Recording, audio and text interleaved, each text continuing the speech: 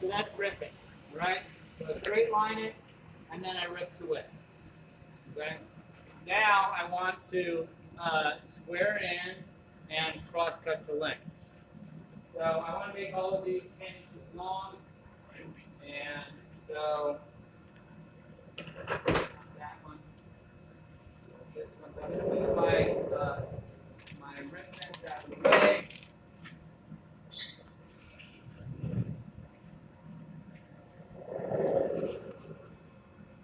Set my stop at 10 inches.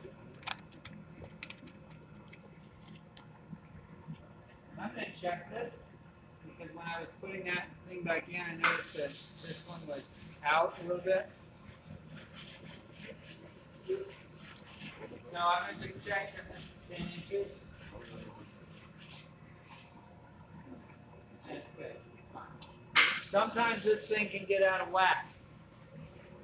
Right? It can move.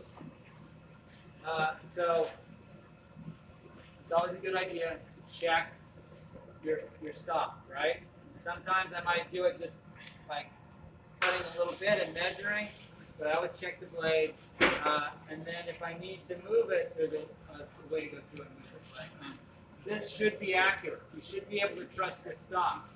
But that being said, if you're starting to cut like a whole bunch of stuff and you need them to be the same length and you want it to be accurate, it's not a bad idea to check the first one, okay?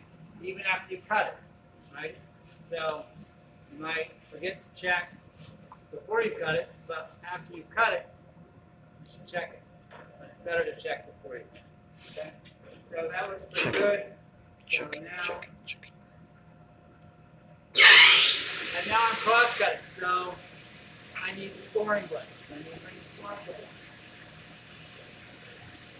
Oh, the small blades when they cut cross. Again, I want to remember to bring this all the way back in front of the red stop. Now, there's a couple of black lines on the table right here, which kind of show me where the blade is. So if I want to trim it, I can bring it up this side and get these 4 lines right here. Okay? Alright, so I can bring this up, just past that, and now I know that I'm going to trim this off.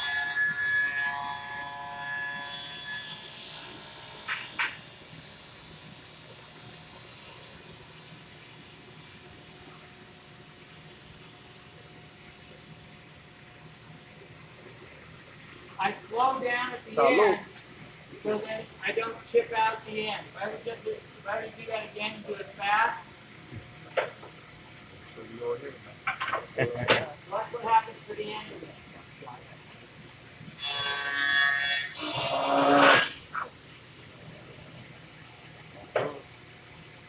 Okay, see? It chips it out. I mean, that one wasn't bad. Sometimes it can be really big. Okay? But if you slow down and go real slow right at the end, it won't stick out of that. Okay?